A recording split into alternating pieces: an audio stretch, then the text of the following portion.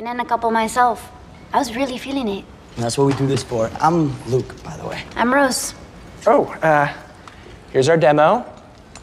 And a t-shirt size beautiful. As we all know, there are still a lot of unanswered questions about Julie and the Phantoms Season 2. But don't worry, there's some hope. Creators David Hodge and Dan Cross teased their plans for the show's second season during a 2021 interview with TV Line. So here's everything we know so far about what might be coming in Season 2. First, let's dive into what we know about Julie and the Phantoms Season 2. In a September 2021 interview with TV Line, creators David Hodge and Dan Cross teased what could have been. They said if we are lucky enough to get a second season, the Ghosts would have a lot going on. They've always wanted to get their music out there for the world to hear. Like Luke always says, they want the connection with their audience. A #1 album, song at the top of the charts, whatever it takes to be remembered for their music. But as you saw at the very end, there are still plenty of obstacles to get in their way, and now it seems there's an obstacle in the inner circle. When a show is expecting a second season, there are always those lingering storylines that leave fans speculating.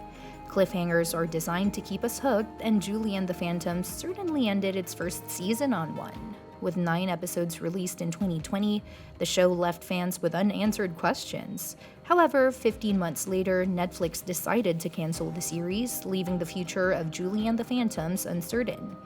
While there's still hope that another platform could pick up the show for Season 2, for now, fans are left to wonder and come up with their own theories about what would have happened next. So why did Julie and Carrie stop being friends? At the start of Julie and the Phantoms, Carrie spends a lot of time acting like an antagonist to Julie.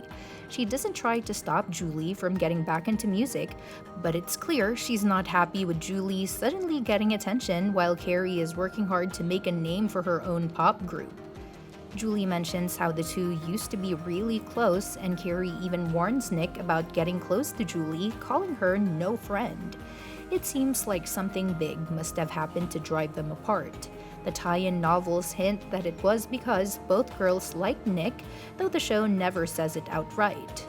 Carrie comes across as the typical mean girl throughout the season, but at the end she seems proud of Julie's performance with the Phantoms at the Orpheum.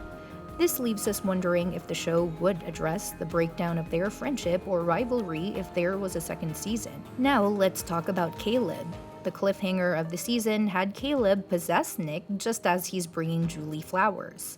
It's unclear why Caleb chooses Nick, though he teases him about possibly having a broken heart. If Caleb wanted to get close to Luke, Alex, and Reggie, possessing someone they don't really interact with seems odd. It would have made more sense if he possessed Julie instead. But maybe Caleb was after Julie because she's the only one who can perform with the Phantoms, and she was able to help them escape his control. Where would this storyline have gone? How long would it take for someone to realize Nick wasn't acting like himself? And after the possession ended, would Nick remember anything about the ghosts? The possibilities are endless. Then there's the question of whether Julie has some kind of magic. The show doesn't explain the magic much, which leaves fans to come up with their own ideas. Why is Julie the only one who can see the Phantoms? And how did they save themselves from Caleb's stamp?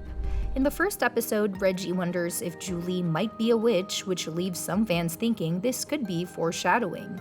Could Julie have some magic herself, or is it all tied to her connection with the Phantoms?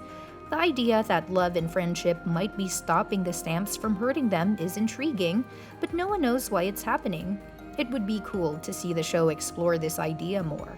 And let's not forget that in the beginning of Julie and the Phantoms are solid ghosts. They can't touch anything and pass right through people, including Julie. But after they're saved from Caleb's stamp, Julie can actually touch them, and the last time we see them together, they share a group hug.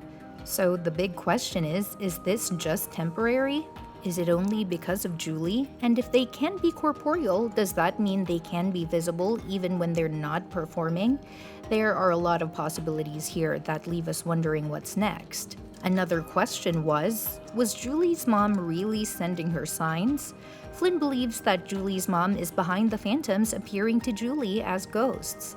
She's convinced that Julie's mom has been sending her signals to guide her toward performing with a band. The tie-in novels suggest Julie's mom, Rose, is the same person the Phantoms meet at the Orpheum the night of their deaths, but the show never directly confirms this. So fans are left to speculate whether Julie's mom was trying to help her deal with her grief or if it's all just coincidence. Moreover, it's clear that Luke, Alex, and Reggie didn't have the best relationships with their parents before they died. While Luke is the first to say that the band is his family now and doesn't need anyone else, he's also the only one to get closure with his family thanks to the song Unsaid Emily. While Alex doesn't seem interested in finding his family, Reggie does. He's upset to find out that his childhood home has been torn down. The tie-in novels also reveal that Reggie has a younger sibling. It would have been nice to see all of the boys get closure with their families in a potential season 2. The show focuses a lot on the relationship between Luke and Julie, but the bond between Alex and Willie is just as important. Willie is willing to risk everything to help Alex, even if it means Caleb finding out. The last time we see them together, Willie tells Alex that he'll see him around, thinking that playing at the Orpheum will help Alex cross over and finish his unfinished business. But we don't know if Willie knows that didn't happen. Fans were hoping that Alex and Willie would reunite and see where their relationship could go. Despite their playful antics, the Phantoms are pretty smart and realize that being rock stars forever, especially as ghosts, might not be in the cards. They're ready to consider performing at the Orpheum as their unfinished business, believing it will allow them to cross over instead of just fading away.